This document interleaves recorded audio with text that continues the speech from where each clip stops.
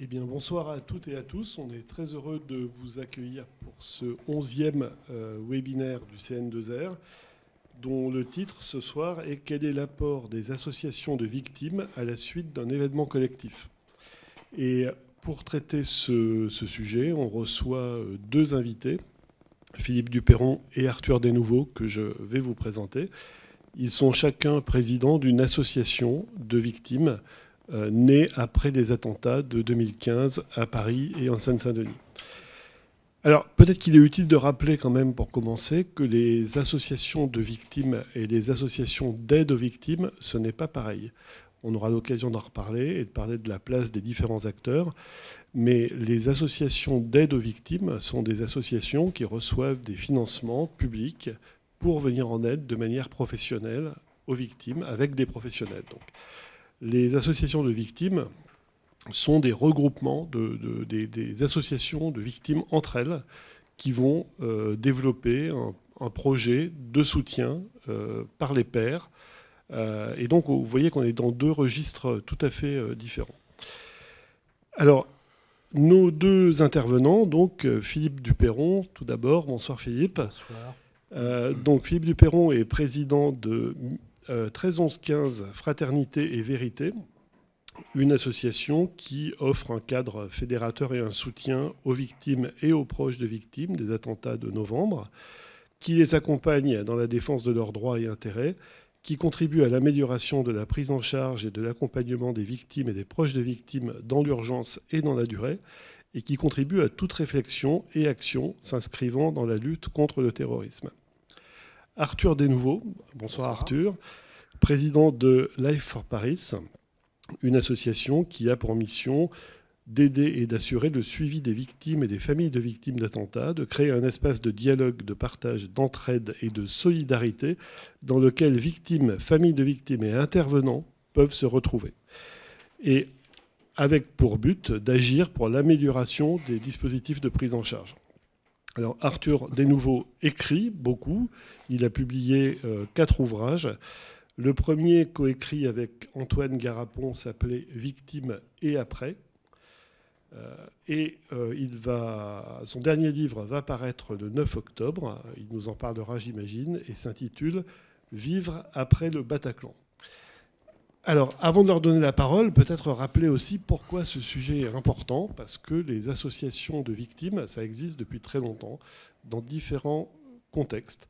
Quand on dit collectif, ça peut être collectif en une seule fois, ça peut être un attentat, mais ça peut être aussi un accident, ou ça peut être une catastrophe technologique ou naturelle, mais ça peut être aussi des crimes sériels.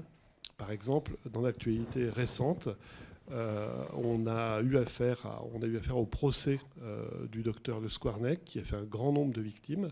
Alors des victimes pas simultanées sur un long laps de temps, mais qui ont quand même, pour certaines d'entre elles, eu envie de faire groupe et de s'associer pour défendre certains objectifs.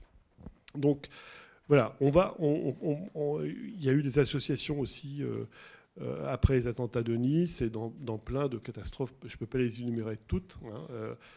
On a choisi ces deux présidents d'associations pour différentes raisons, dont une qui est que très bientôt, ça sera les 10 ans des attentats de 2015, qu'on entre donc dans une séquence qui est aussi une séquence mémorielle et qui est une séquence toujours active pour les associations. Je pense que vous parlerez d'ailleurs de ce qui est prévu pour cette période-là. Alors, je dois aussi vous dire que donc, tous les deux sont des victimes, sont ou ont été victimes de cet attentat, de ces attentats. Philippe Duperron a perdu son fils au Bataclan, son fils Thomas, voilà. Et Arthur Desnouveaux est un des rescapés, lui, du Bataclan. Donc, on va commencer, si vous voulez bien, cette discussion.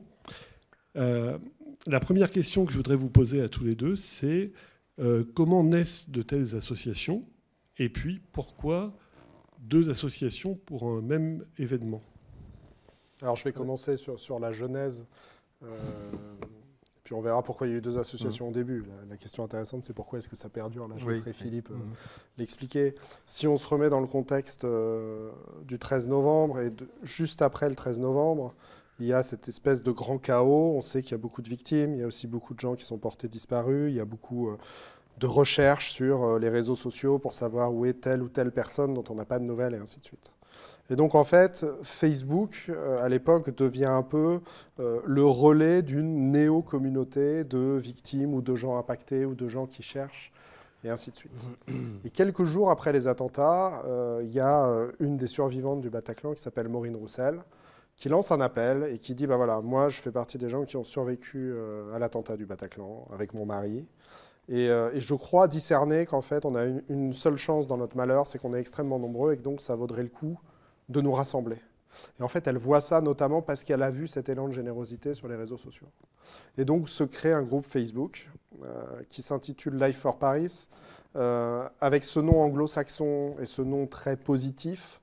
Et on y reviendra après, un nom c'est important, parce qu'il s'agissait de dire qu'il y a des victimes de toutes les nationalités qui ont été touchées, et notamment on savait qu'il y avait beaucoup d'anglo-saxons au concert au Bataclan.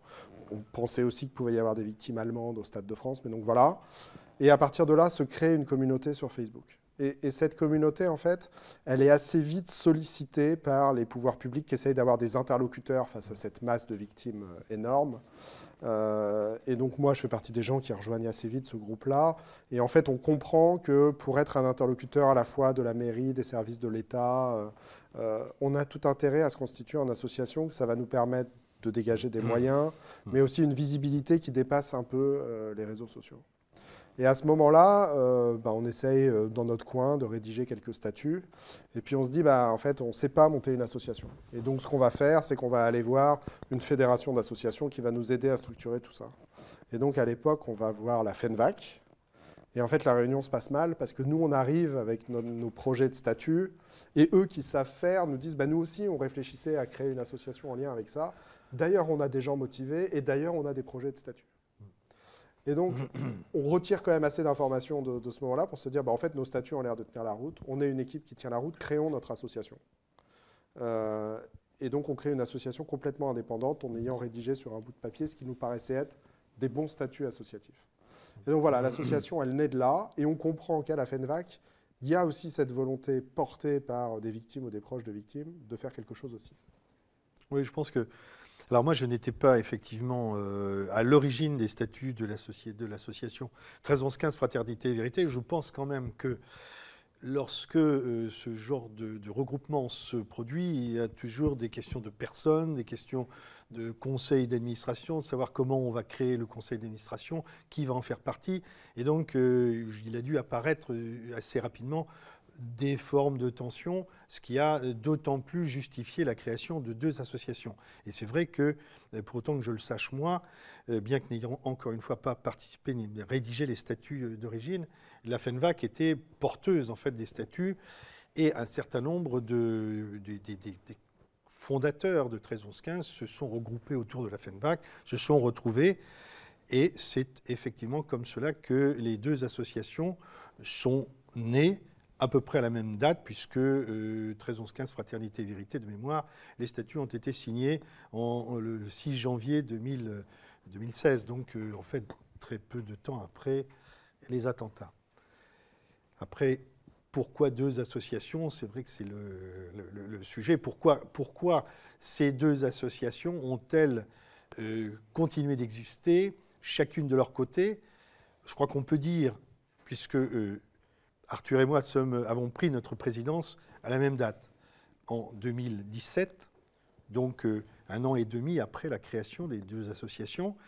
Et pendant la première année, les premiers mois de vie des 2 associations, il y a eu, je crois qu'on peut le dire, des tensions entre les 2, chacune revendiquant peut-être une forme de priorité dans les relations. Enfin, en tout cas, il y avait, et peut-être aussi pour des questions de personnalité des dirigeants et des membres des conseils d'administration. En tout cas, il y a eu des tensions.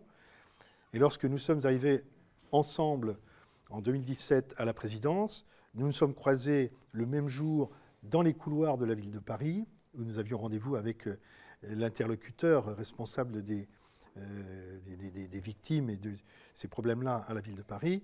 Et la première chose que nous avons dite en nous croisant, c'est eh bien, notre but est de défendre les intérêts de nos adhérents qui sont tous victimes des attentats du 13 novembre 2015. Et donc, il n'y a aucune raison pour que nous soyons ni en compétition, ni surtout en conflit les uns avec les autres. Et donc, nous enterrons la hache de guerre et nous partons la main dans la main vers ceux qui peuvent nous aider. C'est exactement ce qui s'est passé. Et pour le coup, il faut quand même bien se dire que quand on crée des associations aussi vite après l'événement traumatique, oui, c'est quand même des groupes de traumatisés qui créent ces associations. Et donc, qu'il y ait des tensions, qu'il y ait beaucoup d'émotions, c'était à la fois vrai entre les associations, c'était aussi vrai, je pense, à l'intérieur des associations. Il y avait beaucoup de points de vue, on ne savait pas beaucoup de choses. Et donc, en fait, la première année et demie est épuisante. Et en tout cas, moi, ceux qui ont tenu l'association, moi j'en étais administrateur, mais c'est vraiment pas moi qui faisais le travail, se sont épuisés à la tâche. Et donc nous, quand on arrive, c'est aussi ça. Il faut qu'on lutte contre cette forme d'épuisement si on veut durer.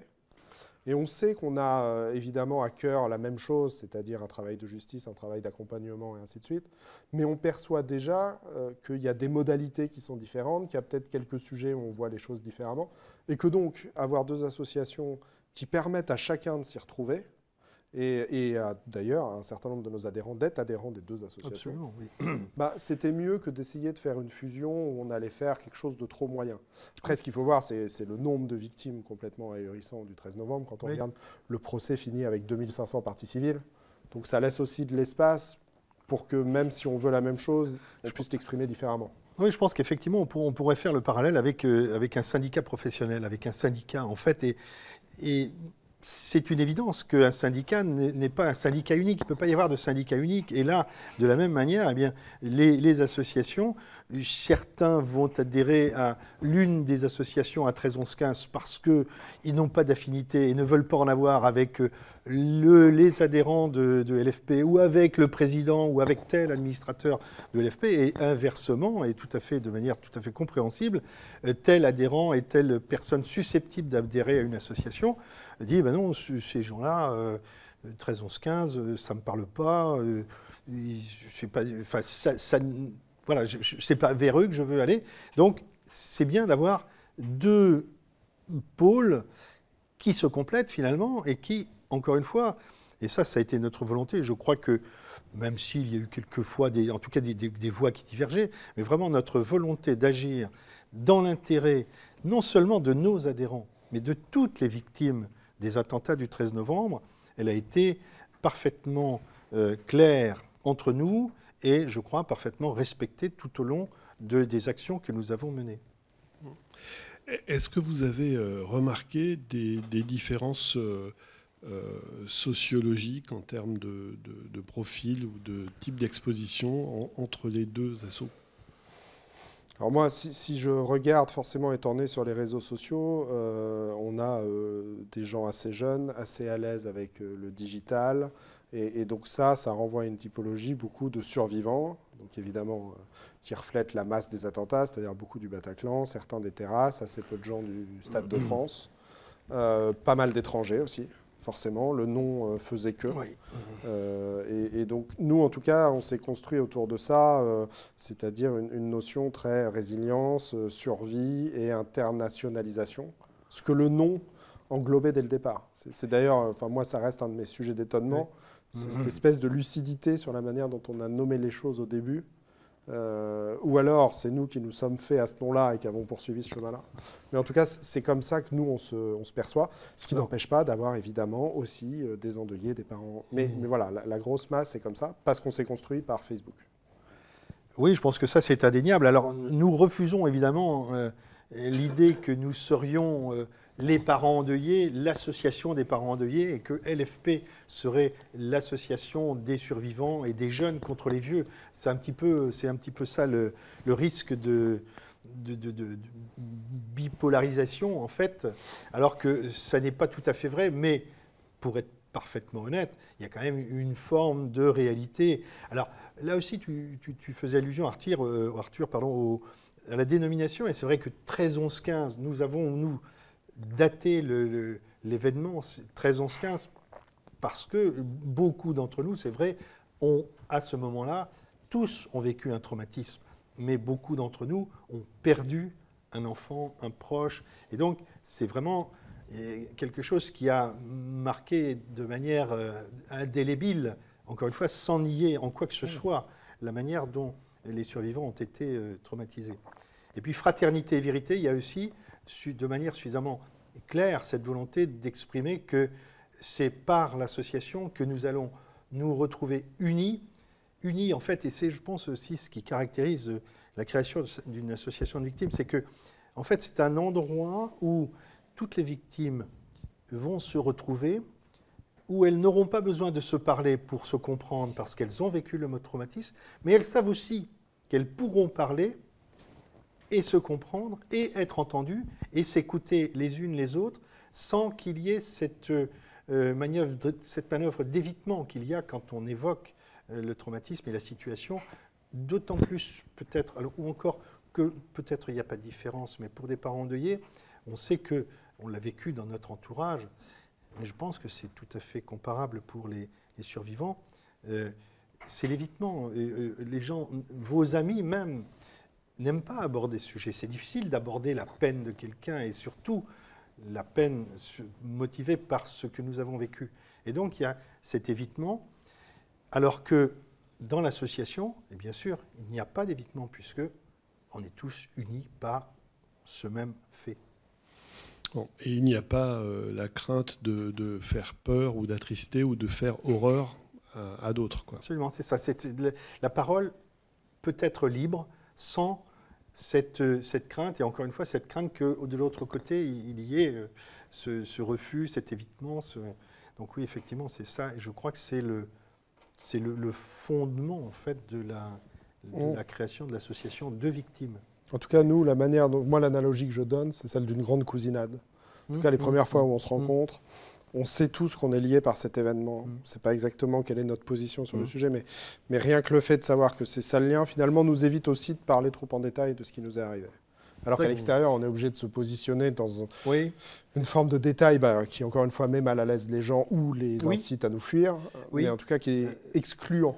Oui, absolument. Et l'image de cousinade me paraît très pertinente parce que c'est vrai, il y a ce sentiment qu'on appartient tous à une même famille et que finalement on se sent bien ensemble, même si, alors, contrairement à une cousine, oui, on sait qu'à l'origine il y a quelque chose de difficile. Quelque chose de difficile, mais dont il est difficile de parler à l'extérieur, parce que en tout cas, dans les débuts, les victimes pensent ou savent qu'elles ne seront pas comprises, que ça ne sera pas partageable, quoi.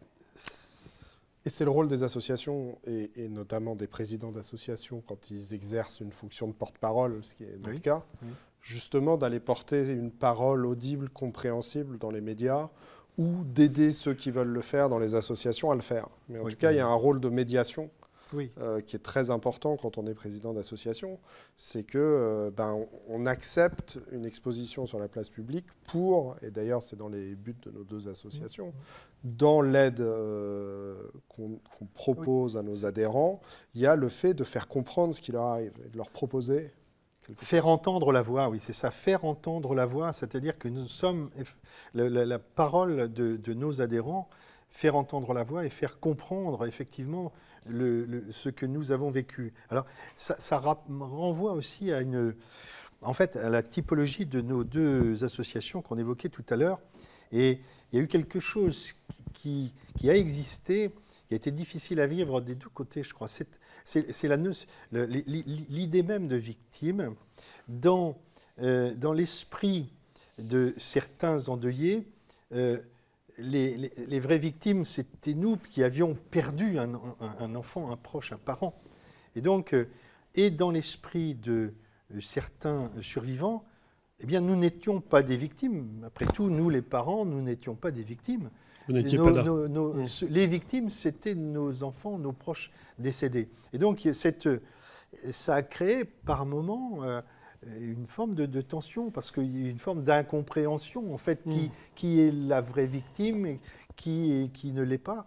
Et donc, et ça aussi, c'est important, et c'était important, je pense, dans notre rôle, dans le rôle des associations, des conseils d'administration et des présidents, de bien faire comprendre que chacun était légitime à porter cette parole. Encore une fois, ce sont deux paroles, mais nous sommes tous victimes d'un même traumatisme et d'un même événement. Ouais, ça a été très important. Nous, en tout cas survivants, il y a l'idée qu'il faut vivre avec le trauma, avec le drame. Pour les endeuillés, il y a l'idée qu'il faut vivre sans. Et ça, c'est extrêmement différent. Et je sais que nous, ce qui nous a beaucoup aidé, ça a été aussi de faire venir des tiers. Ça a été à nos assemblées générales de faire venir des spécialistes, de faire venir des médecins, de faire venir Françoise Rudetsky. Et finalement, d'entendre la parole de l'autre, même si c'était par quelqu'un d'autre, mais donc comprendre la douleur de l'autre. Et c'est là qu'on en revient au premier temps de l'association. C'est un peu inaudible, parce que de toute façon, on est noyé dans ses propres difficultés. Et nous, ça a aussi été beaucoup ça. On en a beaucoup parlé, on a pu beaucoup diffuser ça et vraiment expliquer qu'il n'y avait pas une typologie unique. Et ça a beaucoup apaisé les choses. Oui, absolument, j'en suis convaincu. Et nous avons nous-mêmes pratiqué de la même manière en faisant venir des tiers qui, au cours de nos assemblées générales, ont expliqué la manière, le traumatisme. Enfin, vous en faites partie vous-même. Enfin, voilà. Ça contribue beaucoup à une forme d'apaisement, en tout cas d'ouverture et de bonne compréhension de la manière dont le traumatisme fait son travail dans chacun de nous. Bon, c'est vraiment intéressant cette histoire de compétition victimaire en germe que vous avez réussi à surmonter. Et c'est formidable. Oui, je pense que c'est vraiment, je l'ai évoqué parce que c'était quelque chose de très difficile. C'est très difficile, c'est-à-dire très difficile à vivre, et c'était très difficile à désamorcer aussi, en fait, suffisamment. Et je pense que on y reviendra, mais oui, je pense que ce qui était important dans nos actions communes, c'était d'éviter le moins possible d'apparaître en compétition. Cette idée de revendiquer, d'être le porte-parole, le seul et unique porte-parole légitime des victimes. Donc il fallait absolument éviter ça et bien faire entendre que les uns et les autres, nous étions tous légitimes à porter la parole de toutes les victimes. Et encore une fois, aussi, on va peut-être digresser, il ne faut peut-être pas trop sortir de la question, mais le rôle d'une association, c'est bien de défendre un intérêt collectif. Il y a vraiment ce sens du collectif. On n'est pas là pour... Quelquefois, nous allons intervenir pour défendre auprès de tel ou tel le cas d'un de nos adhérents, ou pas adhérents d'ailleurs, d'une victime, mais c'est d'abord le collectif. Nous défendons les victimes des attentats du 13 novembre 2015, tous ensemble, et ces combats que nous menons, c'est dans l'intérêt commun de tous.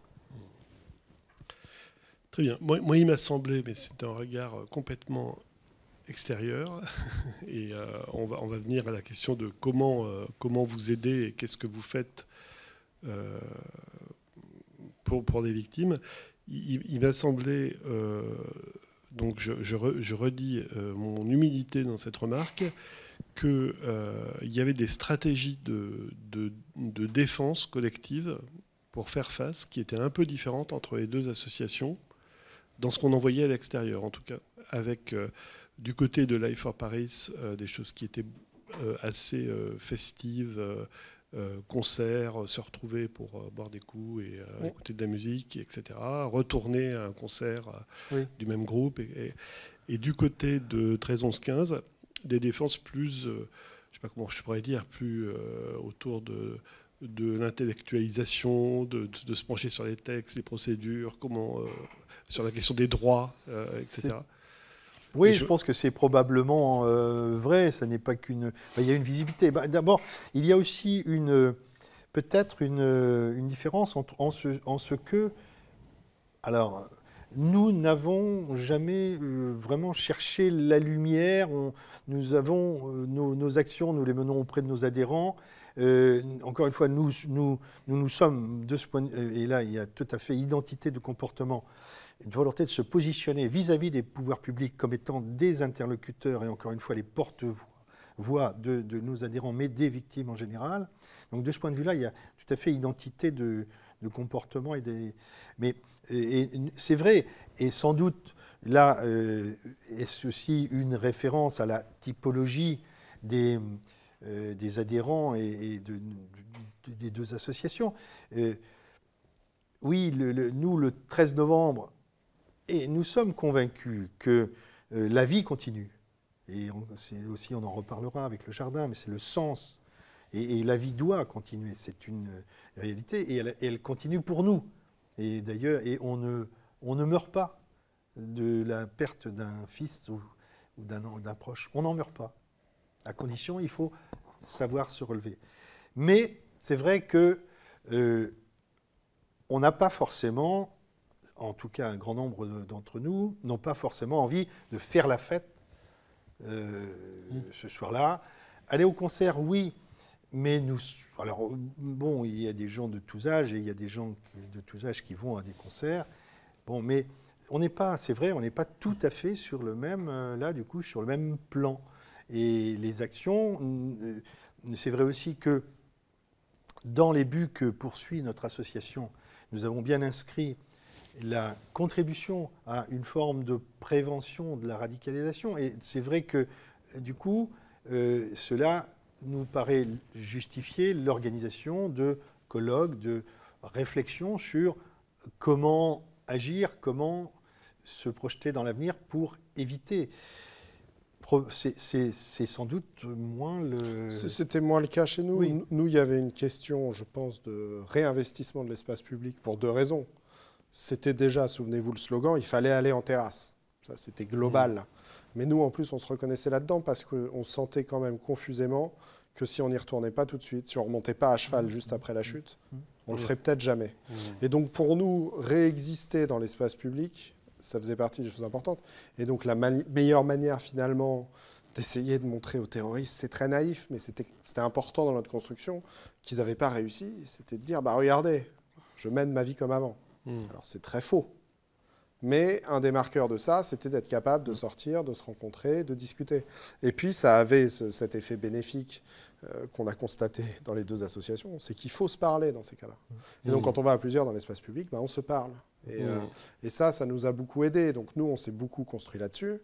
Et puis, il y avait un côté un peu bravache. Enfin, nous, il y a quand même des attentats qui font, à l'époque, 130 morts, maintenant 132 ou 133, on n'est pas très clair.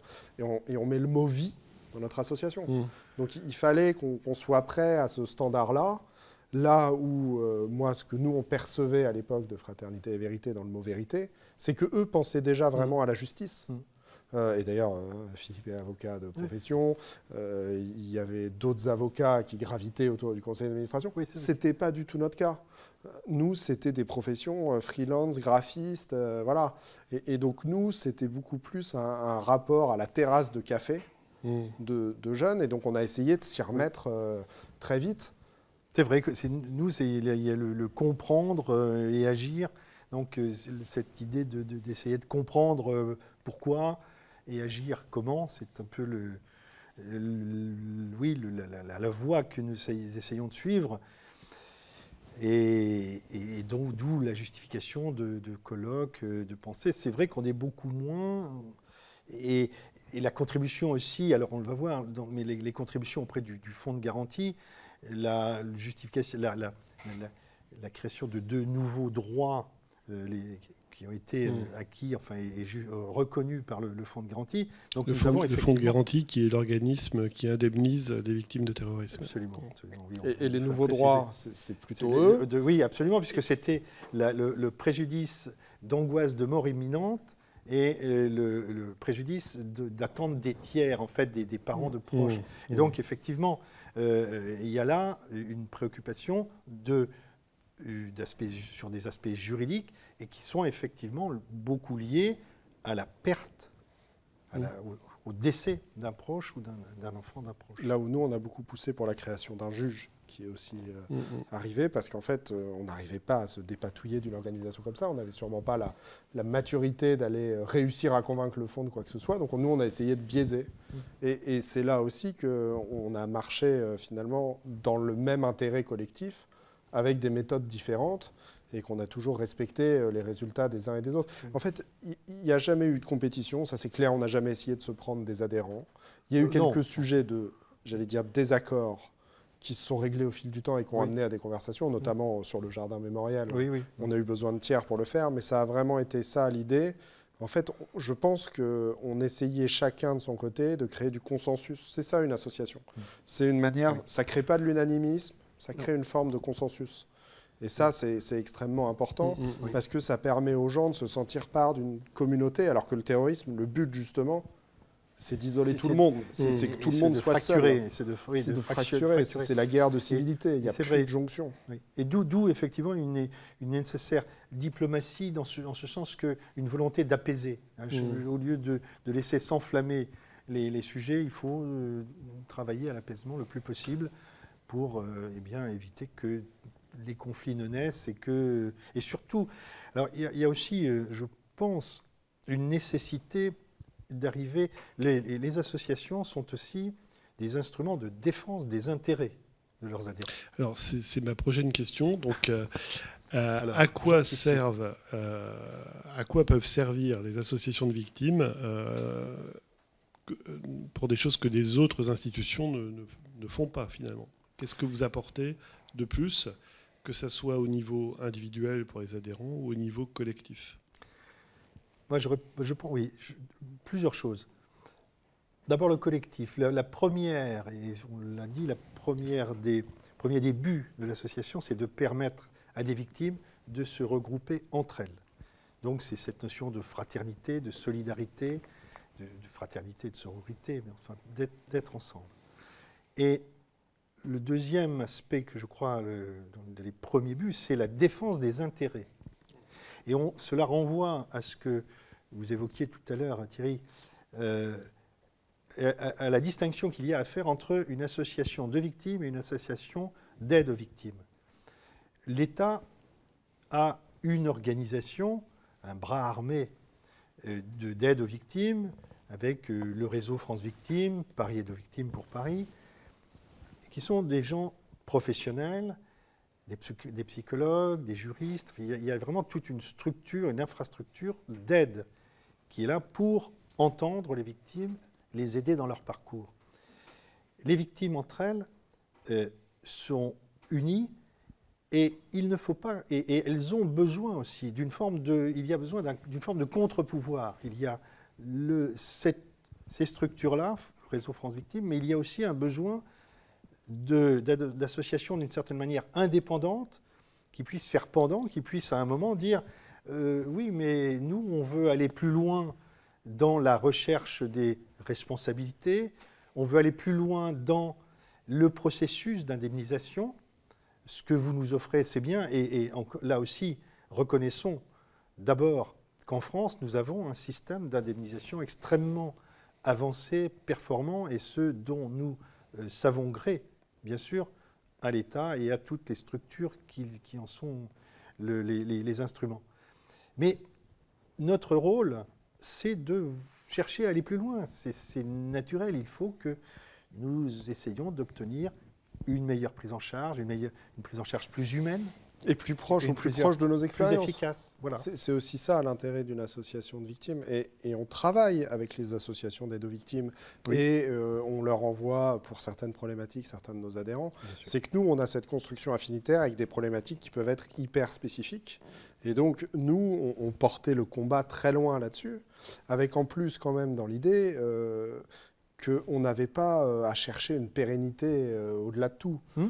Une association de victimes, elle doit contenter des gens qui ont des attentats, ou dans le cas de la FENVAC et des accidents de collectifs et des attentats. Ils ont des salariés avec un budget à faire tourner. Et ça crée quand même une forme, comme le disait Philippe, de dépendance aussi aux subventions. Enfin, voilà, il ne faut pas se le cacher. Là où nous, on avait aussi quelque part le luxe de pouvoir être un peu jusqu'au boutiste. Sur certains sujets. Oui. C'était une liberté. Et donc, chacun a ses rôles. Et moi, d'ailleurs, j'ai certains de mes adhérents, je pense notamment à une de mes adhérentes, qui est vice-présidente de la FVT. Voilà, et c'est pas la même chose. Elle fait un super boulot à la FVT, Life for Paris aussi. Association française des victimes de terrorisme. Qui est une association d'aide aux victimes de terrorisme, mais qui, elle, représente des attentats qui ont parfois 40 ans, et qui donc cherchent à faire des actions, par exemple, dans les écoles, vraiment très globales sur le terrorisme. Là où nous, typiquement en ce moment, on est en train de travailler sur les commémorations du 13 novembre. Bon, bah, nous, c'est notre sujet, le 13 novembre. On est des spécialistes. Pareil au procès. Au procès, nous, c'est vraiment le 13 novembre, qu'est-ce qui s'est passé ce soir-là, des questions extrêmement précises. Les associations d'aide aux victimes peuvent aussi être partie civile, mais elles portent aussi le temps long du terrorisme, elles portent une autre parole. Et donc, il y a une autre forme de complémentarité avec elles. Oui. Mais nous, on peut aller très loin dans la dentelle, dans la finesse de ce qu'on fait. Et ça a toujours été Et cette important. forme d'indépendance, effectivement, nous sommes plus indépendants et nous sommes moins soumis à une ligne. Et donc, effectivement, nous pouvons pousser plus loin c'est le sentiment que nous avons, en tout cas. Et puis, les présidents d'associations du 13 novembre sont impactés par le 13 novembre. Là où les présidents d'associations d'aide aux victimes, c'est un événement, mais pas les autres. Et donc ça, forcément, ça crée aussi une différence dans le ressenti et dans l'identification que les adhérents peuvent avoir du conseil d'administration. Très bien, merci beaucoup. Alors moi, je pense que oui, vous avez aussi un pouvoir... transformant ou transformateur, je ne sais pas comment il faut dire, sur la société. C'est-à-dire que en obligeant la société à ne pas oublier, à regarder les problèmes en face, à s'adapter, à changer. On n'oublie pas ici que c'est Françoise Rudetsky qui a beaucoup poussé pour la création du CN2R et des centres régionaux du psychotraumatisme. Et ça faisait un certain temps qu'elle poussait, mais c'est après les attentats de novembre que ça a fini par prendre forme. Donc il y a eu la coalescence de tous ces éléments-là. Je pense qu'il y a 20 ans, très peu de psychiatres s'intéressaient, et de psychologues s'intéressaient au psychotraumatisme, et que ça a beaucoup changé aujourd'hui. Je pense que c'est en partie grâce à vous. C'est en partie grâce à nous, mais il y a la place des victimes. Je pense que la place des victimes a beaucoup évolué dans la société. Elle a évolué dans le procès, notamment. Et ça, depuis une trentaine d'années, une vingtaine, une trentaine d'années. Et donc, oui, la victime est devenue, est mise au devant d'un événement traumatique comme celui-ci, comme cela. Mais on le voit évidemment vraiment dans la place de la victime dans le procès. Et nous, on a essayé de s'en servir avec déjà la mise à disposition de nos cohortes d'adhérents à des études scientifiques. Oui. Bon, mais ça, c'est la loi des grands nombres qui s'applique malheureusement au 13 novembre ou qui s'applique à Nice et qui permet ces choses-là. Avec Santé publique France, avec le programme 13-11. Voilà, exactement. Et puis c'est sûr qu'avec Philippe notamment, on a une force symbolique médiatique extrêmement forte parce qu'on représente chacun plusieurs centaines de victimes. Et on l'a vu au moment où il y a eu cette idée d'abandon du musée mémorial du terrorisme. Quand Philippe et moi allons prendre la parole dans la presse, les politiques se trouvent quand même contraints. Et c'est là qu'on sent la bienveillance du grand public. Et ça, le politique le sent bien et se dit finalement, je ne peux pas non plus complètement me fâcher avec ces associations-là. Et donc ça nous a permis de porter des messages assez forts, assez loin. Ça nous a aussi permis de pousser un peu les choses au procès. Par exemple, le procès, il n'était pas prévu de diffuser les images et les sons du Bataclan.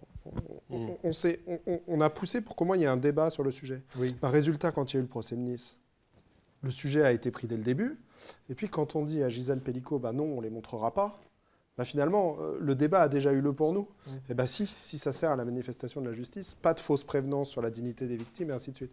Nous, on peut porter des choses qui vont aussi à l'encontre de la doxa là-dessus.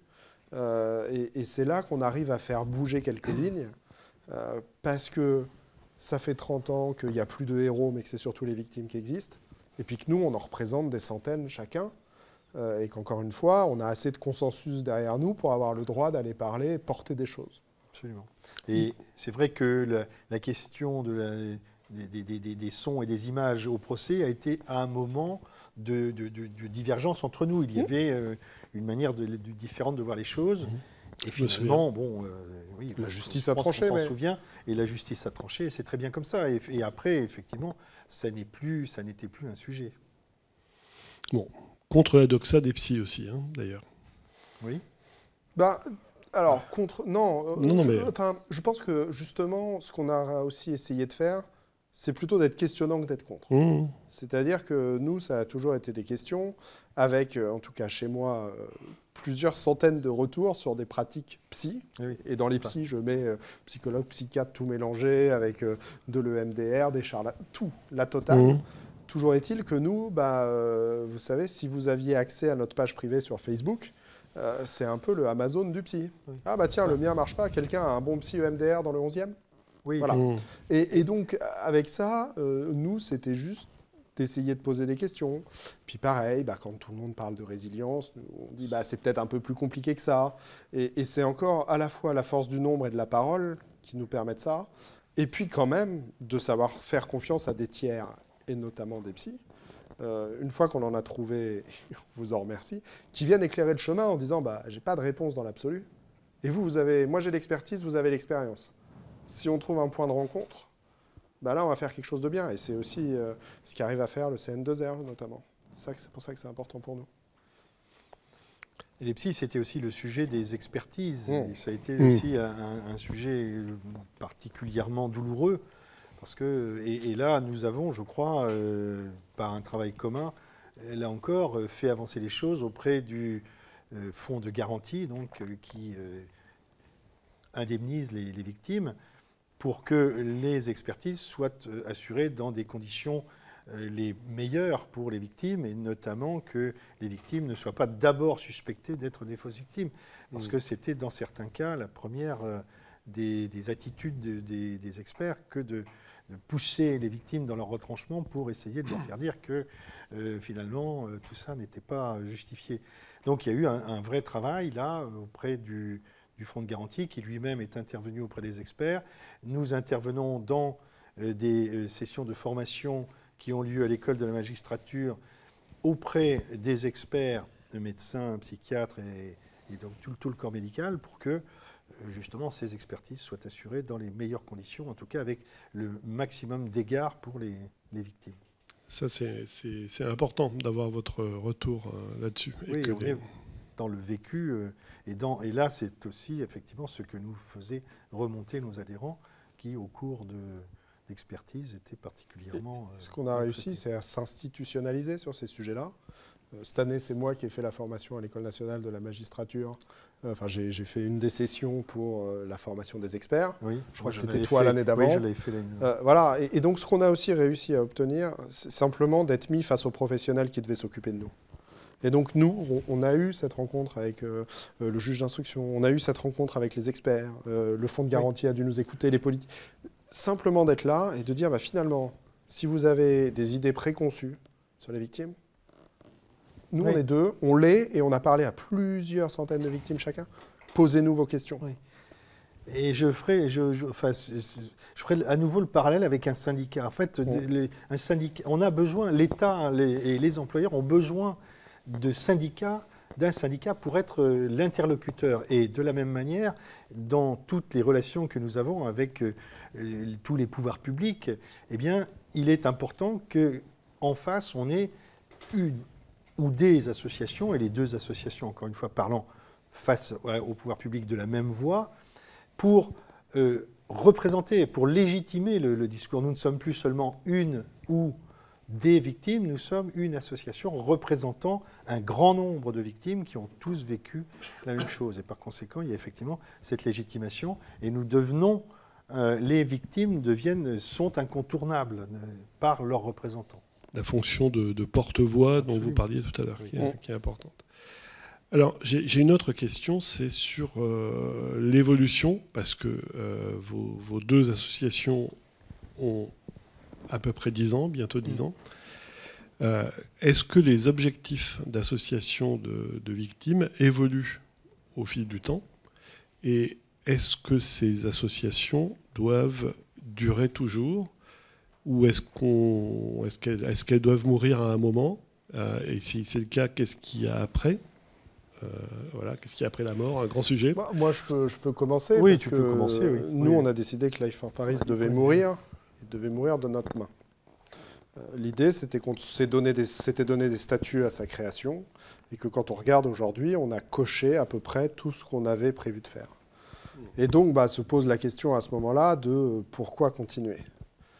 Et nous, notre réponse a été de dire, en fait, il y a tout un tas d'institutions qui, main dans la main avec nous, aident à nous reconstruire, mais qu'à la fin, il reste une forme de reste à charge sur la question de est-ce qu'on peut cesser d'être victime. Et nous, ça a été ça, l'idée phare pour dire il faut qu'on se dissolve. Alors c'est bien quand on est président, il faut toujours se dissoudre un petit moment, c'est important.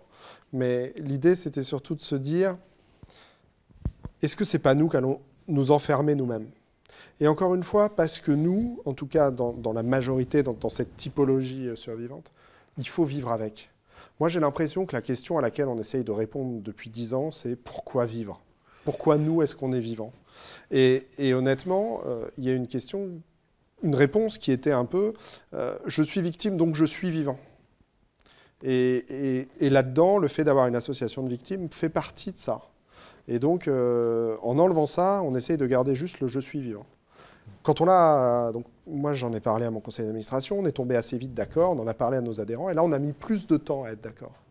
Et donc c'était important de les écouter, et évidemment, et éventuellement d'ailleurs de revenir sur le sujet.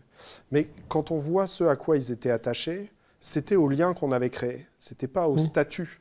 C'était en fait au fait que c'est Life for Paris qui leur avait permis de recréer un certain nombre de liens sur lesquels ils avaient bâti leur nouvelle vie. Et on leur a dit, oui, mais si on enlève Life for Paris, ces liens existent toujours. En fait, ça a été une béquille. Et à un moment, on peut jeter la béquille. Et mieux vaut que ce soit nous qui le fassions, parce que face à la passivité de la victime, c'est sûrement ça, la meilleure manière de montrer qu'on est redevenu actif. Et en disant ça, j'ai quand même des cas particuliers de gens qui ont des problèmes très spécifiques, que ce soit médicaux, qu'ils soient financiers, administratifs. Ces gens-là, je les oriente vers des associations d'aide aux victimes. De la même manière, j'ai des gens qui veulent porter quelque chose de très particulier. J'ai en tête des gens qui veulent intervenir dans les écoles de manière régulière. Pareil, eux, c'est très bien qu'ils aillent s'investir dans des associations pérennes d'aide aux victimes. Il y a une porosité entre les deux. Mais en tout cas, nous, on n'allait pas modifier nos statuts pour faire ça. Et donc, quand on inaugure le jardin mémorial... Est-ce que vous pouvez nous dire un peu ce que c'est que cette inauguration de jardin? Je te laisse faire après. Mais en tout cas, on a un événement mémoriel fort aux 10 ans. C'est ça qui nous permet de nous dire qu'on va se dissoudre. Alors, c'est vrai que pour ce qui nous concerne, à 13-11-15 Fraternité et Vérité, nous ne sommes pas dans une perspective de dissolution. Au contraire, alors nous avons évidemment consulté le conseil d'administration adhérent et il y a une forte demande de maintien de l'existence de l'association. Il est vrai que dans nos buts associatifs, nous portons une réflexion au maximum des actions sur la prévention de la radicalisation, ce qui n'est pas inscrit dans les buts de LFP. Donc ceci justifie déjà le maintien de l'existence. Et par ailleurs, il y a effectivement toujours ce travail de mémoire qui est très important pour 13-11-15 et que nous entendons perpétuer. Mais pour être parfaitement honnête et complet, en tout cas exprimant mon point de vue personnel, il est incontestable que dans les buts que nous nous sommes fixés à l'origine de l'association, un certain nombre sont aujourd'hui atteints, ces buts. La recherche de la vérité, nous l'avons obtenue par le procès, nous l'avons obtenue déjà dans une certaine mesure par la commission parlementaire qui s'était réunie dès après 2016, et par le procès. Ce but-là est atteint. Le but de la défense des intérêts de nos adhérents, il n'est jamais atteint complètement, mais il est largement derrière nous. Le maximum de nos adhérents ont aujourd'hui tourné la page de leur indemnisation, de manière plus ou moins satisfaisante, mais en tout cas, et leur parcours de santé est aussi pour une grande majorité d'entre eux, mais cela n'empêche pas les exceptions. Il y a encore de nombreux cas qui n'ont pas complètement résolu leurs problèmes de santé, avec des interventions chirurgicales à répétition, pour certains plus de 50, enfin bon, donc des parcours de santé qui de toute façon ne seront jamais définitivement refermés. Mais globalement, donc on a atteint ces objectifs. Et donc, inévitablement, la vie de l'association va former une forme, il y aurait un palier, il va y avoir un palier. Mais il y a malgré tout cette volonté de travailler à la perpétuation de la mémoire. Et là encore, perpétuation de la mémoire, on vient de l'évoquer, la perpétuation de la mémoire, c'est d'abord le travail de la ville de Paris, qui a toujours été, dès 2016 et dès après 2015, ça a été très clairement affirmé par Anne Hidalgo, maire de Paris, cette volonté de travailler à la mémoire, de faire en sorte qu'un mémorial soit édifié, ce qui est le cas aujourd'hui avec le jardin de la place, le jardin de la mémoire de la place Saint-Gervais, qui sera inauguré officiellement le 13 novembre 2025 en présence du président de la République. Et donc ce sont les acteurs de la mémoire, sont les collectivités et pouvoirs publics, l'État avec le 11 mars. Donc nous ne sommes pas des acteurs de premier rang sur la mémoire, mais nous veillons et nous sommes des vigiles sur la volonté de voir perpétuer la mémoire, de faire en sorte que l'on n'oublie pas.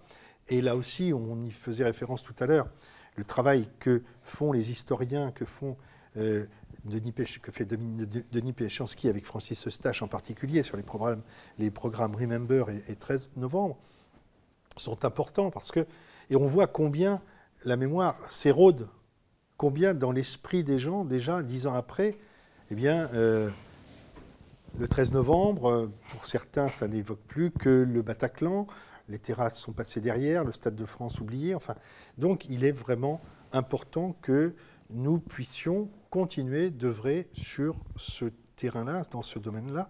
Je pense d'ailleurs que nous nous retrouverons, parce que LFP continuera d'exister sous forme d'un groupe. Ce qu'on a fait conjointement, c'est qu'on a réussi à institutionnaliser cette mémoire, avec la création de ce jardin et en soutenant le projet de musée. Et donc en fait, il y a des professionnels qui vont la porter et qui feront appel à nous quand il s'agit de l'incarner, et ainsi de suite. Mais le poids de la mémoire ne va pas reposer sur nous, et donc on peut aussi s'en libérer. Moi, j'ai toujours été très ambivalent. Il y a évidemment de l'admiration quand on voit des survivants de la Shoah aller témoigner. Mais on se dit aussi, dis donc, témoigner 70 ans après, c'est quand même très lourd à porter. Et en fait, en parlant un peu plus, ça marche aussi parce qu'il y a ces grandes institutions mémoriales de la Shoah et qu'eux viennent juste rajouter quelque chose en plus, là où il y a déjà un support très fort. Et je pense que c'est là qu'on se retrouvera. Oui, on ira peut-être témoigner dans des classes ensemble, absolument, mais le gros du travail sera porté par des institutions financées par les collectivités. Et il est vrai aussi que ce travail de témoignage porté dans les milieux scolaires, dans les lycées et un peu partout dans le public en tant que de besoin, là encore, il n'est pas directement porté par l'association 13-11-15 Fraternité et Vérité.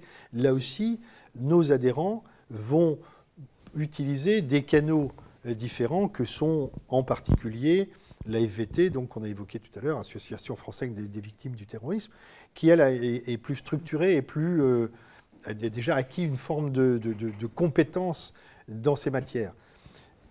Mais nos adhérents continueront d'être portés par l'association pour aller porter leur témoignage via ces canaux-là. Alors, vous êtes tous les deux présidents d'associations depuis 8 ans, je crois. C'est long. Comment on fait face à tout ça? Comment on se protège? Comment on est affecté? Vous n'êtes pas professionnel de la relation d'aide. Il y a beaucoup de personnes qui souffrent terriblement, qui font appel à vous. Comment, je pense aussi aux gens qui voudraient se lancer dans des associations. Comment on se protège? Moi, je crois qu'il faut beaucoup d'humilité et de naïveté. De l'humilité parce qu'il faut savoir justement faire le pas de côté pour ne pas sortir de ce qu'on sait faire. Moi, quand des gens vont très mal chez moi, quand il y a des espèces de tentatives de suicide, ou du moins d'appels de ce type-là, il faut savoir relayer un professionnel. Donc c'est important déjà de bien définir son périmètre. Ensuite, il faut de la naïveté parce qu'on pense donner le doigt et ça finit par donner le bras. Et notamment, moi, je m'étais fixé comme règle de ne pas m'exposer individuellement, de ne pas aller raconter mon histoire. Et au moment du procès, j'ai compris que si je voulais participer à ce que ce ne soit pas le procès des terroristes, mais le procès des victimes, il fallait une incarnation et qu'il fallait que j'en fasse partie. Et donc il y a une forme de naïveté parce que de toute façon, quoi qu'on essaye de se fixer comme limite, moi je crois qu'elles sont toujours dépassées. En revanche, ce qui permet de tenir, enfin en tout cas moi dans mon cas, il y a deux choses très clairement. Il y a ce que j'ai à côté, et notamment ma famille, enfin voilà, des choses qui me plaisent assez à côté pour qu'il y ait une tension et que quand j'ai quelque chose d'associatif à faire, je me dise « Ah là là, ça prend sur mon temps de quelque chose que j'aime ». Ça, c'est la première chose. Et la deuxième, c'est d'avoir une équipe. On est président, mais moi, j'ai vraiment un conseil d'administration qui répond présent. C'est une des vraies questions associatives, c'est-à-dire qu'au fil du temps, les gens ont toujours des idées, mais il y en a de moins en moins qui sont prêts à donner du temps et de l'énergie. Mais j'ai notamment un vice-président qui est prêt à aller faire n'importe quel plateau télé ou n'importe quelle interview si je ne peux pas. Et ça, avoir ce soutien, pas être seul, ça reste hyper important. Après, il faut aussi voir le bon côté, qui est que c'est une aventure qui participe de la reconstruction. C'est une aventure qui apporte des satisfactions. Et moi, je me dis que plus tard, quand je me retournerai, dans le bilan de ma vie, ce sera sûrement une fierté d'avoir été président d'une association de victimes. Est-ce qu'il y a tant de choses dont on est fier? Je ne sais pas. Voilà. Mais ce n'est pas facile. Ça, il ne faut vraiment pas le nier. Alors oui, l'essentiel est dit, incontestablement. Mais alors pour ce qui me concerne, il y a peut-être un aspect qu'on peut évoquer, c'est-à-dire que l'adhésion à l'association n'a pas été immédiate. C'est-à-dire que face à ce que nous avions vécu, la première réaction a été au contraire un refus des associations. C'est-à-dire, puisqu'on reçoit, après avoir perdu un enfant comme ça, on reçoit les lettres de la FVT, de la FENVAC, les lettres du Fonds de garantie. Et donc il y a une forme de... On se sent agressé, parce qu'on n'est pas du tout dans cet état d'esprit d'attendre quelque chose. On est vraiment enfermé sur soi-même. Et donc, on n'est pas du tout prêt à entendre ça. Donc, première réaction, une réaction de refus. Et de refus en se disant, mais comment vais-je être manipulé? Comment va-t-on m'utiliser? Qu'est-ce qu'on veut faire de moi? Et puis, après, dans un second temps, et assez rapidement, l'idée que malgré tout, nous sommes des victimes, que nous vivons en province et que nous allons être loin de tout. Il y a donc une première impression qu'une association, ça peut être utile, ça va nous être utile. Et puis une deuxième impression, c'est que nous pouvons être utiles aussi. Parce que j'ai été avocat, mon épouse est médecin, et donc nous disons que par nos connaissances professionnelles, par nos expériences, par la connaissance des environnements juridiques et médicaux, nous pouvons aussi être sans doute utiles à l'association. Et donc, nous adhérons.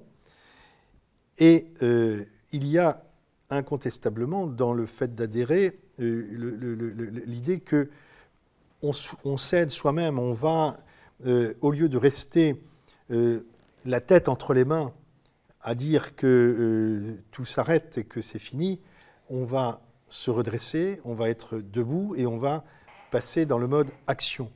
Et donc s'engager, se battre, effectivement se battre d'abord pour les autres et pas pour soi-même, parce que ce que nous ferons profitera à tous. Donc il y a cet engagement. Et puis cet engagement, il est collectif. On ne s'engage pas tout seul, on est président, mais on est entouré, effectivement, par un conseil d'administration. Il y a certainement un aspect gratifiant lorsque vos adhérents vous écrivent que merci pour ce que vous faites, merci d'être là, merci des actions. Bon, eh bien, c'est incontestablement gratifiant. Il y a, c'est vrai, un conseil d'administration, on n'est pas tout seul, et donc on est porté. Mais il y a un moment où, pour ce qui me concerne en tout cas, j'ai besoin, c'est beaucoup de temps, donc on a quelquefois, sinon besoin effectivement de s'oxygéner, de se libérer l'esprit. Et aujourd'hui, moi, après 8 années, donc non pas 10, mais 8 années, j'ai vraiment besoin de, non pas passer à autre chose, parce que on ne passera pas à autre chose, mais de me libérer du temps et de l'esprit, et donc de passer la main. Et je sais que succession est assurée, que le travail... Mais la vie de l'association continuera et bien sûr, je serai toujours adhérent. Vous organisez en fin d'année une journée d'études, hein, c'est ça? Absolument, c'est une journée de rencontres. Bon, le mot colloque est un peu galvaudé, mais c'est surtout une journée de rencontres que nous voulons centrer sur 3 thèmes. Le thème de la mémoire, et donc travail sur la mémoire avec des intervenants quels justement Denis Péchanski, j'espère qu'il pourra se libérer, c'est l'un d'entre eux.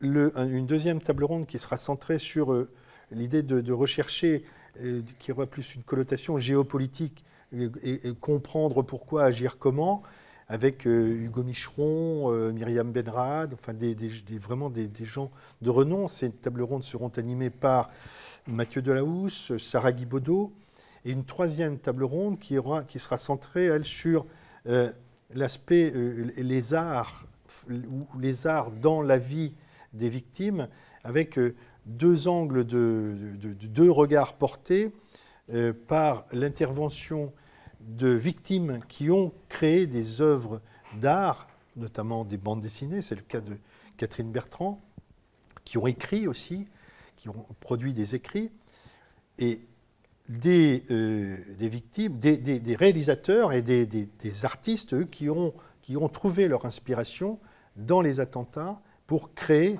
des œuvres littéraires ou cinématographiques. Et donc, les regards, finalement, comment les victimes se sentent-elles représentées dans les œuvres d'art qui sont créées, et comment les créateurs, les réalisateurs se sentent-ils légitimes dans la manière dont ils appréhendent les attentats et les victimes. Donc voilà une journée que nous espérons, une journée de réflexion. Et puis, c'est aussi une manière de s'inscrire dans l'action, d'être dans une action et dans une projection. Très bien. Est-ce qu'il y a des conseils que vous pourriez donner à des personnes qui voudraient créer une association de victimes d'événements collectifs? Moi, vous en avez égrené quelques-uns. Ouais, je veux bien me lancer les résumés et puis Philippe complétera. De toute façon, tout part de pourquoi est-ce qu'on le fait. Et la réponse à ce pourquoi, elle doit vraiment nourrir le nom de l'association, qui je pense est très important. Les noms de nos associations disent beaucoup. Ensuite, l'étape de rédaction des statuts est vraiment, vraiment fondamentale. Et je conseillerais d'ailleurs d'y inclure quelque part une forme de revoyure, histoire de ne pas rester coincé dedans, si je devais faire ça. Ça, c'est vraiment les premiers conseils. Hésiter à demander conseil justement à d'autres associations. Nous, on ne l'a pas fait avec la FENVAC, mais aller en discuter avec eux nous a quand même beaucoup aidé. Et donc, de la même manière qu'une association, c'est un collectif, les associations forment un collectif. Et ça, voilà, je crois que c'est important.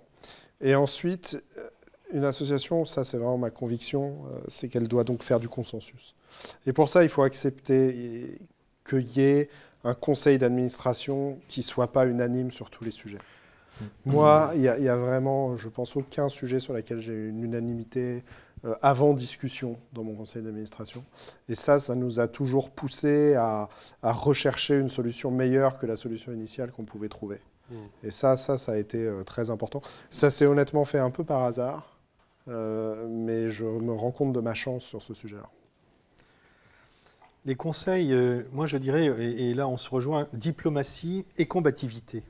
Il faut, mais l'attention qu'on va porter à la rédaction des statuts, c'est vrai, le but, c'est le but associatif. On ne parle pas de l'objet d'une association, on parle du but associatif.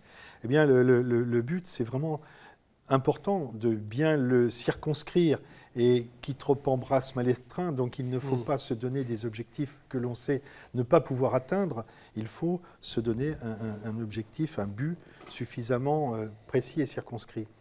Et puis, encore une fois, l'idée que il va... non, là, vous avez tous les deux insisté sur la groupalité aussi, le caractère collectif de l'entreprise. Alors c'est ce que je voulais dire. C'est ça, c'est encore une fois la combativité. Il faut se convaincre qu'on est là quand même pour combattre, pour se battre dans l'intérêt de nos adhérents, mais avec la volonté aussi de d'apaiser les choses. On l'a évoqué tout à l'heure, volonté de faire consensus, comme tu dis, c'est vrai, au sein de l'association, de ne pas créer des situations de conflit, tout en essayant d'évoquer le maximum de sujets et de faire débat au sein de l'association. Mais, et puis, se protéger soi-même, alors je suis complètement convaincu, et c'est aussi la différence entre association de victimes et association d'aide aux victimes, nous ne sommes pas des professionnels. Et un autre conseil peut-être que je donnerais, nous ne sommes pas des professionnels, et peut-être éviter, si on emploie des permanents, secrétaires, permanents, qu'ils ne soient pas une victime. Bien distinguer les rôles, c'est-à-dire qu'un conseil d'administration, le conseil d'administration, les adhérents sont des victimes, mais les salariés ou les acteurs ne sont pas, les administratifs ne sont pas des victimes. Pour qu'il n'y ait pas cette confusion et cette tentation de tout mélanger. Donc là, je pense que, et nous y avons été pas vraiment confrontés, mais en tout cas, c'est quelque chose à quoi nous avons réellement veillé lorsqu'il s'est agi de recruter des personnels, pas de victimes, surtout pas. Parce que vous avez été confrontés à ces écueils, et donc on voit qu'il y a des échouages possibles.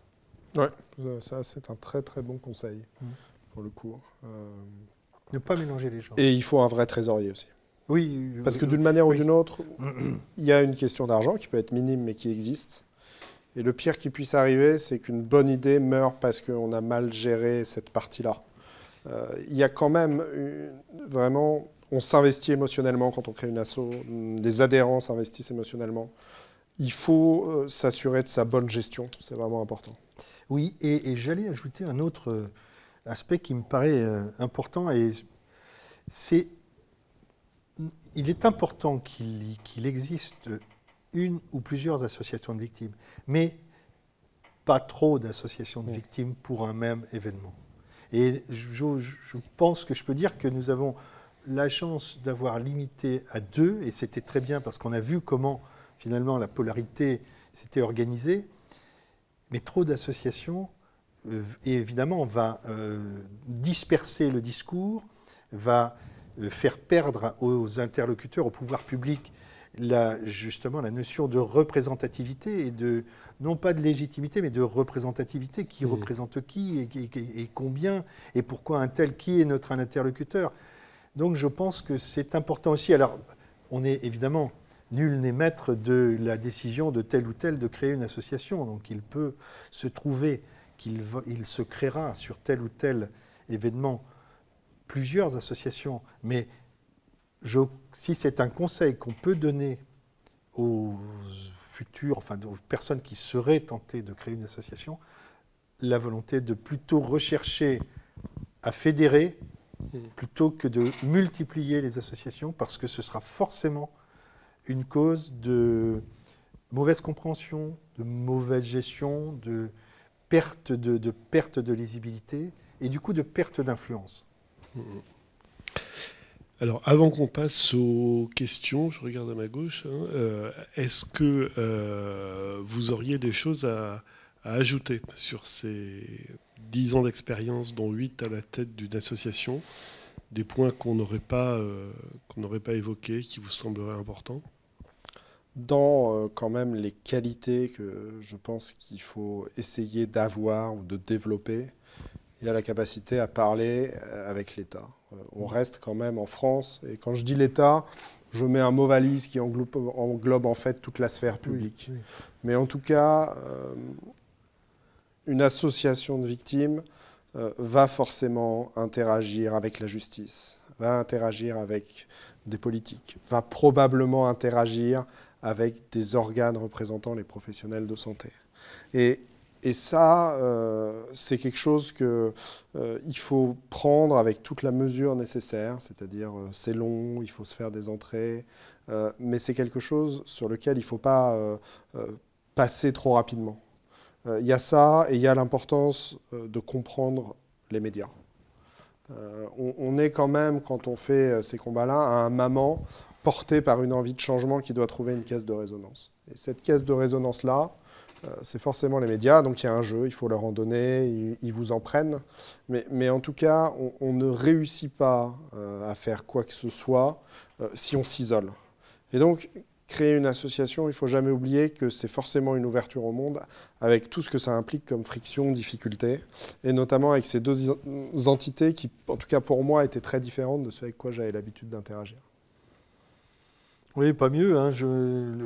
La nécessité d'être en bonne relation avec l'État sans perdre sa liberté de parole et sans perdre, encore une fois, cette agressivité nécessaire, cette combativité, sinon agressivité qui n'est pas du tout juste, cette combativité nécessaire et qui seule permettra de faire avancer les choses. Mais bien sûr, jamais le but n'est d'arriver à une rupture et d'arriver à un conflit.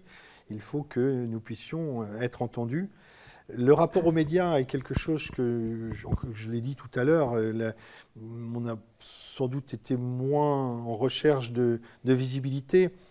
La question qu'on peut se poser, c'est est-ce que cette exposition médiatique sert vraiment les intérêts des victimes, des adhérents? C'est une question qu'on peut se poser. Je n'aurai pas de réponse là, mais je pense que c'est peut-être un sujet de devoir en 2 heures. Oui, c'est assez intéressant. Moi, j'ai en tête, toi, par exemple, tes éditos pendant le procès, donner une vision victime, hyper important. Moi, j'ai l'impression d'avoir été dans des plateaux faire des choses complètement inutiles, un bon paquet de fois.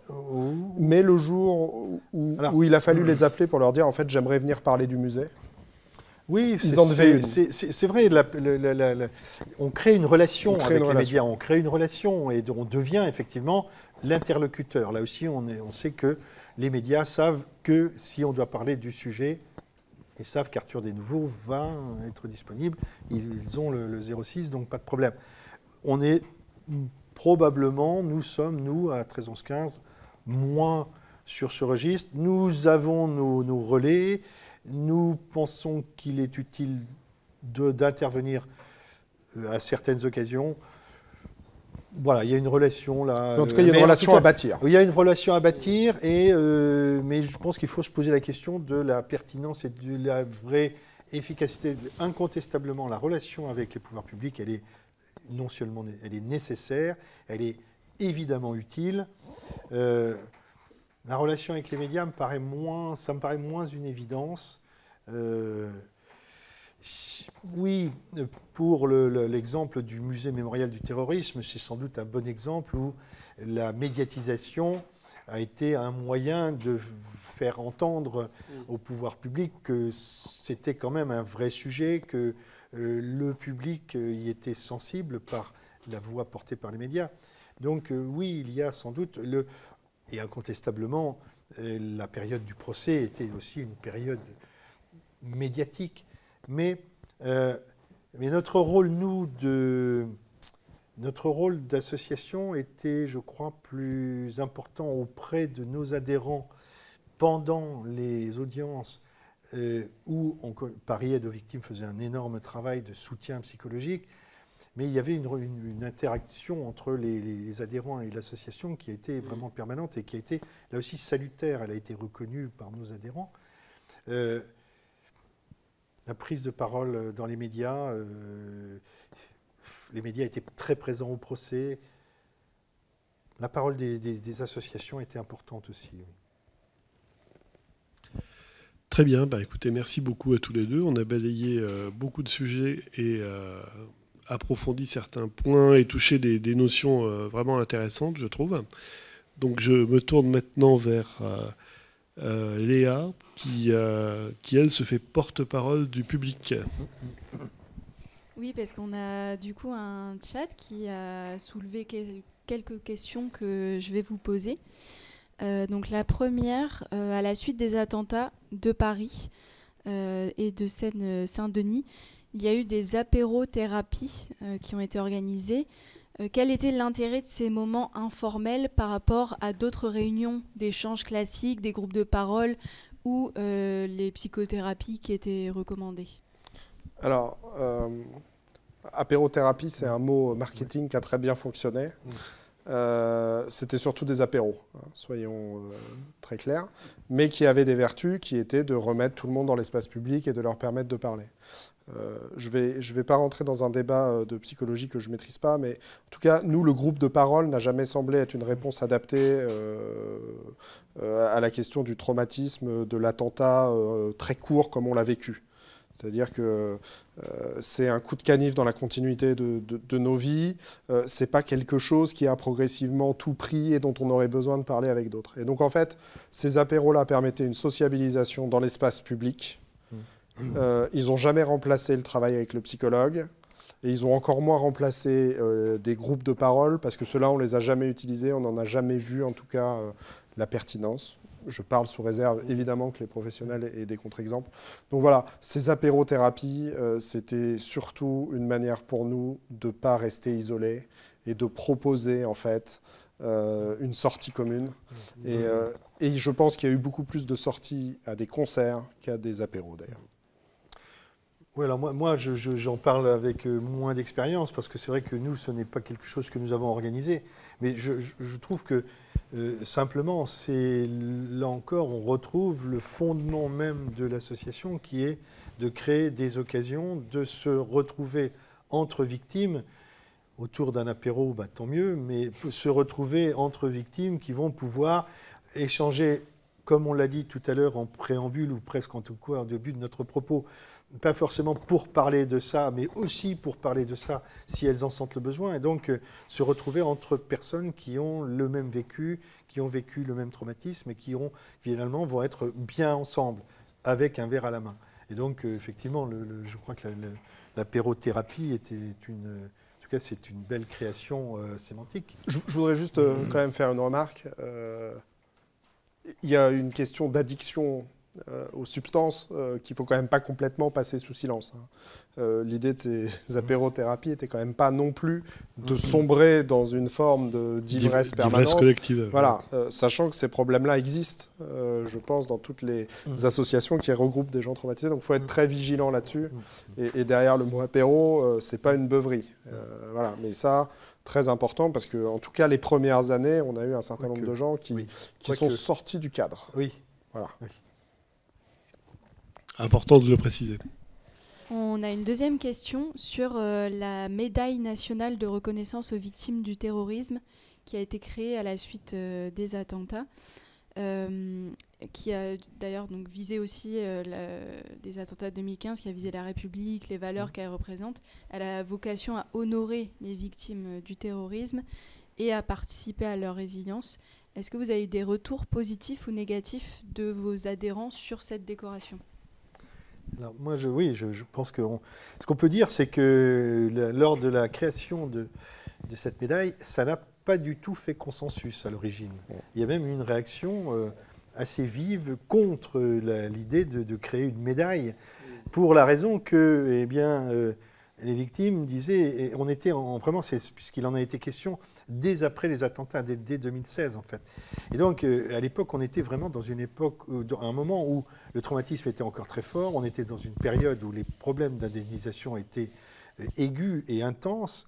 Et donc, la première réaction, c'était de dire, mais ça n'est vraiment pas d'une médaille dont on a besoin, c'est d'une prise en charge efficace, d'une indemnisation complète et définitive. Et donc, c'est vraiment pas de cela dont on a besoin. Donc, une réaction, et je crois que de ce point de vue-là, il y avait on était à peu près à l'unisson. Hein. Bien sûr, la première réaction a été, il y a d'autres urgences. Il y a d'autres urgences. Sans qu'on dise, c'est complètement inutile, mais en tout cas, pas maintenant. Oui. En tout cas, et du côté, alors je pense que du côté des endeuillés, si on peut les représenter nous plus que LFP, c'était vraiment plutôt négatif. C'était, c'est vraiment pas le moment, et c'est pas de cela dont on a besoin. Et puis, le temps fait son office, en cela comme en beaucoup de choses, et donc après, je crois que chacun s'est dit, oui, c'est une bonne manière quand même de reconnaître qu'il s'est passé quelque chose de très douloureux, Et par conséquent, après tout, oui, et moi je pense donc moi à mon fils, pour nos petits-enfants, pour ceux qui viennent après nous, eh bien, c'est une manière de symboliser ce qui s'est passé et c'est une porte d'entrée à une explication, à l'explication de l'histoire, ce qui s'est passé, comment cela s'est passé et quel traumatisme cela a créé. Et donc, oui, c'était plus qu'un symbole puisque c'est un objet qui est une porte d'entrée sur une histoire.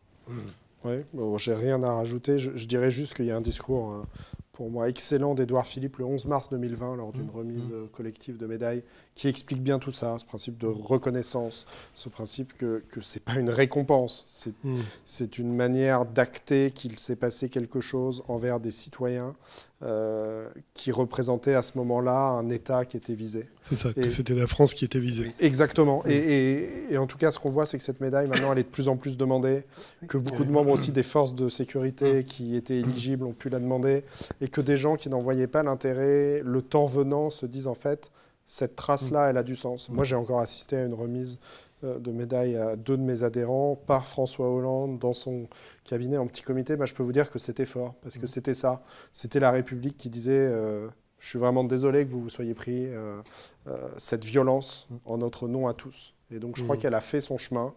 Mais comme toujours, on en revient un peu comme à la création des associations. Il y a une phase de colère, il y a une phase d'apaisement. Les attentats de Paris ont touché des personnes de nationalités différentes. La mobilisation de victimes de différents attentats en France et la construction de partenariats internationaux sont par exemple des axes actuellement portés par l'AFVT. Qu'est-ce que vous en pensez ? C'est bien là que les associations d'aide aux victimes ont un rôle plus pérenne que le nôtre. Enfin, en tout cas, nous, je sais qu'on doit être membre des réseaux européens, on est dans les mails et tout ça, mais la construction internationale, moi, m'a toujours paru extrêmement longue. Alors, il y a évidemment les victimes internationales du 13 novembre qu'on est ravis d'accueillir et on en a beaucoup chez nous. Dans l'idée de construire des politiques européennes, tout ça, je trouve ça très bien, mais l'énergie et le temps nécessaires pour ça, en tout cas, dépasser un peu nos statuts. Et c'est très bien qu'une association comme la FVT puisse s'en emparer. Alors moi, je rejoins tout à fait ce propos. Il est important que ces institutions, ces organismes, ces organisations internationales existent, puisqu'elles permettent justement de fédérer et surtout de trouver des solutions binationales ou multinationales, c'est-à-dire sur différents États, et en Europe en particulier, effectivement, la recherche, c'est d'essayer d'harmoniser la prise en charge des victimes, l'indemnisation, la prise en charge médicale, etc. Et donc, il y a une vraie nécessité de fédérer tout cela au niveau européen et international. On sait aussi que dans le musée mémorial du terrorisme, il y a un rôle de l'international qui est important, puisque c'est une occasion de se ressourcer, de s'inspirer des expériences qui ont pu avoir lieu dans différents pays, qui ont été eux-mêmes ces pays victimes d'attentats terroristes. Et donc, il est important que tout cela puisse se structurer. L'AFVT est un bon moyen de fédérer tout ça et de s'occuper de cet aspect international. Donc, et je rejoins tout à fait ce que disait Arthur tout de suite, c'est-à-dire que nous sommes, association 13-11-15 Fraternité et Vérité, très sollicités, enfin très invités à participer à toutes ces organisations internationales ou européennes. Et bien, j'avoue que nous n'avons pas toujours l'énergie suffisante pour la professionnalisation. Pour se multiplier dans toutes ces instances auxquelles il n'est pas inutile de participer, mais on ne peut pas avoir le don d'ubiquité. Comme vous le rappeliez, vous êtes des associations de personnes elles-mêmes victimes, bénévoles, qui ont un travail et d'autres activités. Et donc, il faut savoir limiter ces objectifs. C'est un point essentiel. Et que d'autres portent ces voies-là, la voie des associations, peut être tout à fait utile. Une dernière question. le fait d'être passé par différentes étapes, différents temps liés aussi à la reconstruction, le procès, etc. À quel temps êtes-vous en ce moment et surtout dans l'après-commémoration des 10 ans, qu'est-ce qui va se passer? On a bien compris que du coup le Life for Paris prenait aussi l'occasion pour acter sa dissolution. Quelle est la suite? Moi, je peux commencer, parce que toi, pour le coup, tu prolonges un peu plus. Mais moi, une manière de présenter la réponse à la question serait de parler en termes de deuil. Moi, j'ai eu l'impression que ça fait 10 ans que j'essaye de faire des deuils. Il y a eu le deuil de ceux qui étaient morts à ma place et ce qu'on appelle des fois la culpabilité du survivant, ou moi, je préfère le terme de responsabilité, cette envie de vivre pour eux. Il y a le deuil de celui que j'étais avant. Parce que ma vie ne s'est pas finie du tout, mais en revanche, il y a des parties de ma vie qu'il a fallu reconstruire, et donc il y a une rupture dans le fil qu'il faut accepter. Ensuite, il y a le deuil quand même de l'image que les gens ont de vous. Et ce deuil-là, c'est pas le plus facile à faire, mais voilà, je le vois bien, moi, quand je dis « Ah bah oui, moi j'étais au Bataclan », tout de suite, il y a cette distance qui s'impose. Et j'ai longtemps cru qu'une fois que j'aurais réussi à faire ces 3 deuils, ça en serait fini. Et en fait, je crois que, et c'est le sens de notre dissolution, maintenant il faut que j'aille faire le deuil de ma victimité. Parce que je l'ai investi, finalement. J'ai une vie de victime bien remplie, mais celle-là, il faut que j'arrive à me défaire de cette peau-là. Et donc, je crois qu'en tout cas, il va falloir une phase de sas, où vraiment je sois très loin de ça quelque temps, avant de pouvoir le tenir à une bonne distance pour pouvoir dire « j'ai été victime ». Voilà. Moi, c'est comme ça que je le vois. Pour ce qui nous concerne à 13-11-15, donc cela a été évoqué effectivement tout à l'heure, mais il y a une volonté de pérenniser l'association pour pérenniser et perpétuer la mémoire et de travailler toujours à ce que la mémoire soit bien vive, pérenniser l'association pour que des actions continuent d'être menées pour travailler sur à la prévention de la radicalisation, en tout cas avec nos faibles moyens. Et puis, mais aussi avec le sentiment, aujourd'hui, 10 ans après, je l'ai dit, un nombre important des buts que nous nous étions fixés sont accomplis. Et donc aussi le sentiment du travail accompli et que nous avons bien travaillé, bien fait les choses, mais que cela va continuer, chacun selon ses propres moyens et avec son propre vécu. Je crois que le temps du deuil, c'est aussi le temps de l'acceptation. Eh bien, aujourd'hui, nous savons, pour la plupart d'entre nous, accepter, nous savons que nous devons vivre avec, faire avec, et c'est ce que nous allons faire. Très bien. Bah, écoutez, merci beaucoup à tous les deux pour ces propos très, très éclairants pour nous et très profonds et personnels par moments.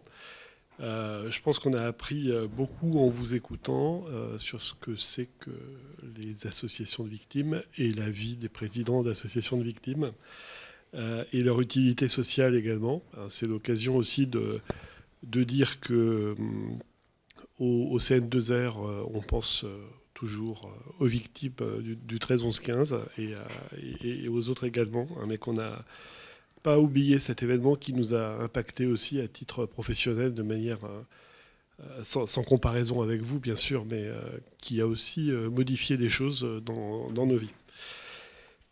Alors il vient le moment de conclure. Donc avant de se quitter, je vous rappelle un événement à venir bientôt, le 19 et 20 mars 2026, un colloque scientifique du CN2R sur le soutien social, qui est notre thème préférentiel des 2 années actuellement. Donc les inscriptions sont ouvertes. Hein. Vous trouverez tout ça sur le site du CN2R. Nous avons également publié de nouvelles ressources. La publication de vidéos de psychoéducation sur le psychotrauma pour les enfants et les adultes. Et la publication de nouveaux dossiers, la suite des fiches sur la dualité de troubles. Et encore des nouvelles choses qui vont paraître dans les semaines qui viennent, notamment sur l'inceste. Donc, je vous rappelle également que vous pouvez nous suivre sur une multitude de réseaux sociaux, notamment à peu près tous. Voilà, sur les réseaux sociaux, sur Instagram, sur LinkedIn surtout. Et vous pouvez vous abonner à nos lettres d'information. Donc il y a 2 lettres d'information, une lettre un peu générale, grand public, et une lettre plus orientée actualité scientifique. Donc on espère que vous continuerez à vous intéresser à nos productions et à visiter notre site. Et on vous dit à bientôt pour un prochain webinaire à une date et sur un sujet non déterminé à ce jour. Voilà. Et merci beaucoup encore à tous les deux, très sincèrement. Merci à vous. Merci beaucoup pour l'invitation. Merci à vous. Merci.